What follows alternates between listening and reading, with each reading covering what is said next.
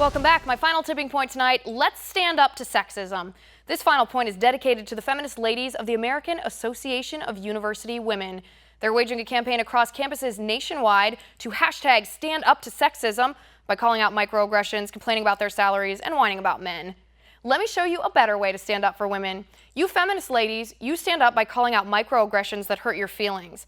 I stand up to sexism by speaking out for the Muslim women in Iran, Pakistan, Saudi Arabia, Iraq, Yemen, the Sudan, and many other countries who are stoned for being raped, who aren't allowed to drive, who suffer female genital mutilation, who are killed if they so much as speak to a man who's not their father or brother, and who aren't allowed to go to school.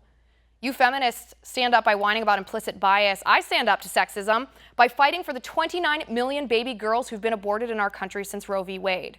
You feminists stand up by man-hating. I stand up to sexism by being proud of who I am as a woman, as a daughter, as a sister, as a friend, as a Christian. You feminists stand up by hashtagging She Persisted. I stand up to sexism by embracing my right to bear arms, protecting the right of the 200,000 women who defend ourselves against sexual abuse every year with a firearm. Guns are the great equalizer, not biases, and the only kind of trigger warning I'm interested in talking about.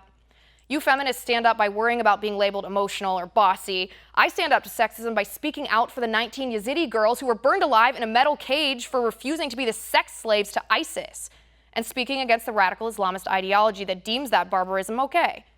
You feminists stand up by idolizing the girl who stood in front of Congress to complain about paying for her own birth control. I stand up to sexism by speaking out for the women whose businesses were shut down by the government because of their religious beliefs.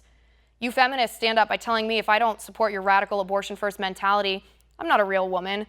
I stand up to sexism by loving life from conception to natural death. If you want to talk about safe spaces, I'll tell you what, let's make the womb a safe space. You feminists stand up by fighting for 15, well, the only way to mandate equal pay is to force women to make decisions we don't want to make.